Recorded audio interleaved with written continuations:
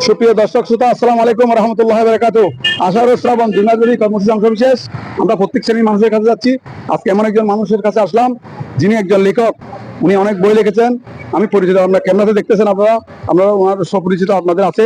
উনি একজন লেখক, উনি এমন বিভিন্ন পত্রিকা ওনার লেখা আছে, উনি বই লিখেছেন।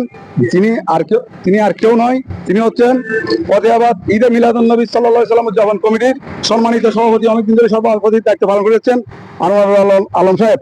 আমি আলম সাহেবের কাছে একটি ফুলের ছাড়া দিচ্ছি এবং আলম সাহেবের এই যে আমাদের ইউটিউব চ্যানেলে, ফেসবুকে বিভিন্ন গণমাধ্যম আপনারা দেখতেছেন এই প্রচারণা শুধু একটি মাত্র কারণ, এই আষাঢ় শ্রাবণ, এটা মনে করে দিচ্ছি এখানে উপযুক্ত টাইম গাছ রোপণের। সেজন্য আজকে আসলাম।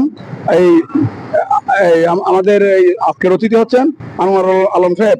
উনি এই গাছ সম্বন্ধে যদি মানুষকে যদি একটু উদ্বুদ্ধ করেন। আমি বৃক্ষপতি সর্বশ্রেণীর সবাইকে আন্তরিকভাবে অভিনন্দন জানাচ্ছি। বৃক্ষ অমূল্য সম্পদ, বৃক্ষ আমাদেরকে অক্সিজেন দেয়, এইটা বলার অপেক্ষা রাখে না। এটা আজকে বিশ্বব্যাপী সমাদৃত।